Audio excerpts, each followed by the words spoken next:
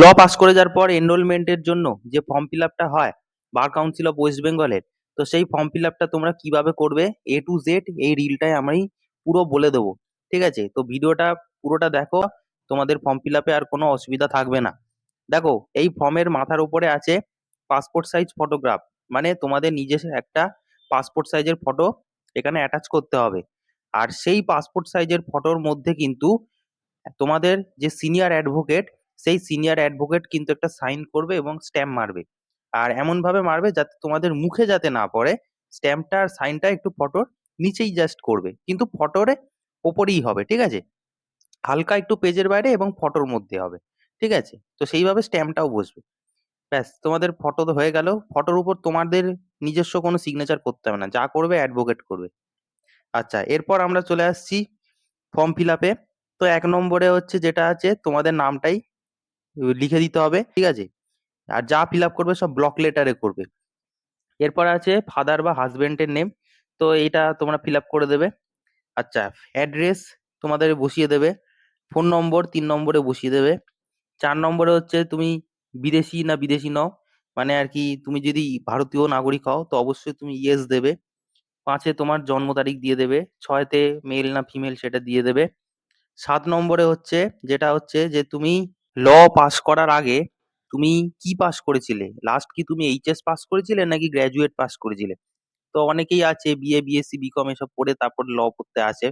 তো আর অনেকে আছে এইচএস পাস করে ল পড়তে আসে। তো তুমি ল কমপ্লিট করার আগে তোমার যে ডিগ্রিটা ছিল সেটা তোমরা এখানে লিখে দিতে পারো, হয় গ্র্যাজুয়েট নয় এইচএস পাস। তো যদি 5 বছরের যারা কোর্স করছো বেশিরভাগ এইচএস এর পরে, তোমরা এইচএস লিখে দেবে।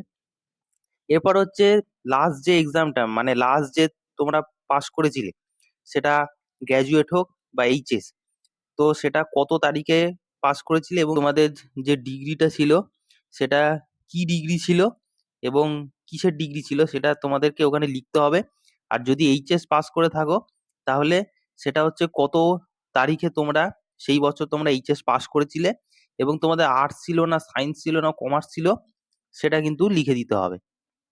এরপর হচ্ছে 8 নম্বরে যে আপনি কি ল ডিগ্রিটা কি আপনি নিয়েছেন? হ্যাঁ, অবশ্যই।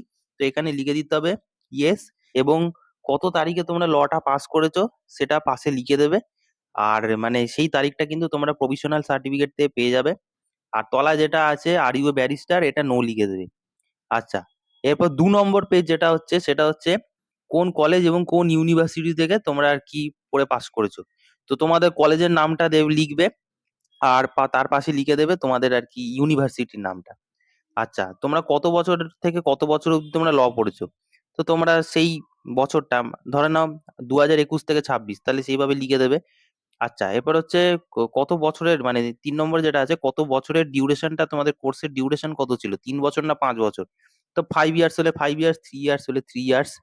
আচ্ছা, মিডিয়াম অফ ইনস্ট্রাকশন মানে কোন ভাষার আর কি, ইংলিশ, তোমরা ইংলিশ লিখে দেবে। এরপর হচ্ছে 5-এরটা নো করে দেবে।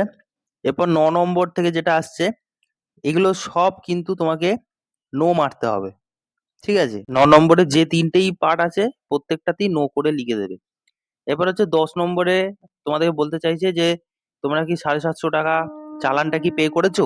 তো অবশ্যই হ্যাঁ, তো সেখানে ইয়েস বলে লিখে দেবে। ঠিক আছে, তো সেখানে পাশে যে অফিস রিসিপ্ট, পেইন স্লিপ, এই পেজ নম্বর, এই জায়গাগুলো তোমাদের কিছু লিখতে হবে না। তোমরা জাস্ট 10 নম্বরের পয়েন্টের পাশে ইয়েস লিখে দেবে যে হ্যাঁ তোমরা চালানটা পে করেছো। এরপর হচ্ছে 11 নম্বর। এরপর বলছে যে আপনি এই এনরোলমেন্টের আগে, এর আগে কি কখনো হাইকোর্ট বা সুপ্রিম কোর্টের বার কাউন্সিলে কি অ্যাপ্লাই করেছিলেন? তো এটা নোই হবে, তো তোমরা নো লিখে দেবে।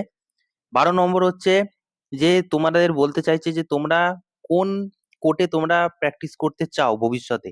তো তোমরা যে কোনো একটা কোর্টের নাম লিখে দিতে পারো, যেখানে করছো সেটাও দিতে পারো, বা তোমরা তোমাদের জুরিসডিকশনের কোর্টের একটা নাম লিখে দেবে। ঠিক আছে, 13 নম্বরে বলছে যে তুমি কি কোনো ফুল বা পার্ট টাইম সার্ভিস করো বা কোনো বিজনেসের সাথে যুক্ত আছো, তো এগুলো সব নোই করে দেবে। 14 নম্বরে কি বলছে যে 14 নম্বরটা বলছে আপনি ভারতে বা ভারতের বাইরে আগে কখনো কোনোদিনও কোনো মানে অফেন্সের জন্য আর কি কনভিক্টেড হয়েছেন কি, তো এগুলো নোই রাখবে যদি না থাকো। আর 15 নম্বরটা বলছে আপনার এগেনস্টে কি কোনো ক্রিমিনাল প্রসিডিং চলছে বা কোনো ক্রিমিনাল মামলা চলছে, যদি চলে তাহলে ইয়েস লিখবে। কি চলছে কি ম্যাটার সেটাও লিখতে পারো, আর যদি না চলে এগুলো সব নো লিখবে।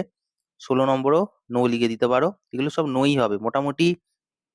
13 থেকে 16 এগুলো বেশিরভাগ সব নোই হবে, ঠিক আছে। এরপর হচ্ছে 3 নম্বর পেজ।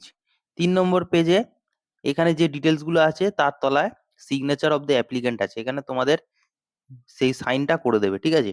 তোমরা সাইন করে দেবে আর ডেটটা বসিয়ে দেবে যেদিন জমা করবে। এরপর হচ্ছে এনক্লোজার।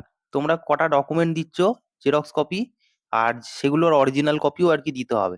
তো যে ডকুমেন্ট গুলো দিচ্ছ সেই ডকুমেন্টের নামগুলো সব লিখে দেবে। একের পাশে লিখে দিলে ওই ক্লাস 10-এর অ্যাডমিট, 2-এ লিখে দিলে 12-এর মার্কশিট বা সার্টিফিকেট, ঠিক আছে। 3-এ লিখে দিলে এলএলবির ফাইনাল ইয়ার রেজাল্ট, আর 4-এ লিখে দিলে এলএলবি ফাইনাল ইয়ার সার্টিফিকেট মানে বা প্রফেশনাল সার্টিফিকেট, ঠিক আছে। যেইগুলো তোমরা আর কি জেরক্স কপি দিচ্ছ উইথ অরিজিনাল কপি যেগুলো আর কি, সেই যে কপিগুলো দিচ্ছ সেই ডকুমেন্টের নামগুলো এখানে বসিয়ে দেবে, ঠিক আছে। মেনলি 4টেই ডকুমেন্ট লাগে।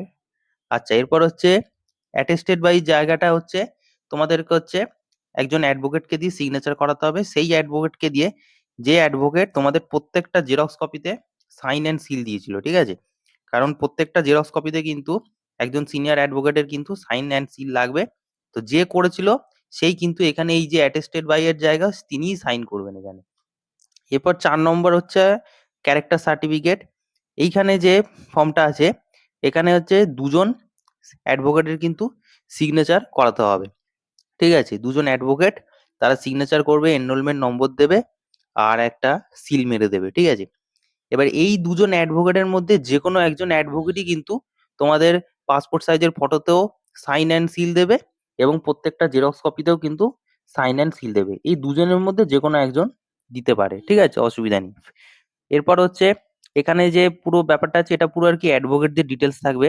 এখানে যে 1 নম্বরে আছে আই, মানে এখানে হচ্ছে যে অ্যাডভোকেট তার নাম পুরো থাকবে, সে তার ঠিকানা, তার অকুপেশন মানে সে যে অ্যাডভোকেট সেগুলো থাকবে। সার্টিফাই দ্যাট মানে হচ্ছে যে আর কি অ্যাপ্লিকেন্ট যে মানে যে আর কি এনরোলমেন্ট করাচ্ছে তার নামগুলো লিখতে হবে, ঠিক আছে।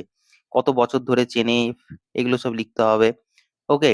আর তুমি যে কলেজ থেকে পাস আউট করেছো সেই স্টুডেন্টের মানে সেই অ্যাপ্লিকেন্টের ডেসক্রিপশনটাও এখানে লিখে দিতে হবে। আর এই সিগনেচারের এনরোলমেন্টটা এটা তো সিনিয়র অ্যাডভোকেট করবে। সেম তলারটাও তাই 2 নম্বরে, তবে এটা যে অন্য অ্যাডভোকেট করবে, ঠিক আছে। আগের অ্যাডভোকেট যেটা করলো সেটা 1 নম্বর হয়ে গেল, 2 নম্বরে আরো একটা অ্যাডভোকেট করে দিল, ঠিক আছে। সেভাবে তার ডিটেলস গুলো সব লিখে দিতে হবে, দিয়ে সে সিগনেচার এনরোলমেন্ট নম্বর লিখে দেবে এবং তলায় যেদিন জমা করছো তার ডেট বসিয়ে দেবে, আর সিগনেচার অফ দ্য অ্যাপ্লিক্যান্টে তুমি তোমার নিজের সাইন করে দেবে। এবার আসি ডেক্লারেশনের পেপারে। ডেক্লারেশনের পেপারে এখানে ডেট বসিয়ে দেবে, আর এখানে হচ্ছে তুমি তোমার নিজের ডিটেলস বসাবে, আই এর পাশে নিজের নাম বসাবে, ডটার বা সন অফ মানে, ঠিক আছে, এখানে বাবার নাম বসিয়ে দেবে। এরপর হচ্ছে এজ, তোমার বয়স কত দিলে, তারপরে অ্যাড্রেস দিলে, ফোন নম্বর দিলে, হয়ে গেল। এরপরে এই যে জায়গাটা দেখতে পাচ্ছ rupees, gazette number, file number, এসব তোমাদের কিচ্ছু করতে হবে না, ঠিক আছে। এসব জায়গা খালি রাখবে। একদম তলায় যেখানে আছে সিগনেচার ইন ফুল, ওখানে তুমি তোমার নিজের একটা সিগনেচার করে দেবে। তো এই হলো সিম্পল ফর্ম।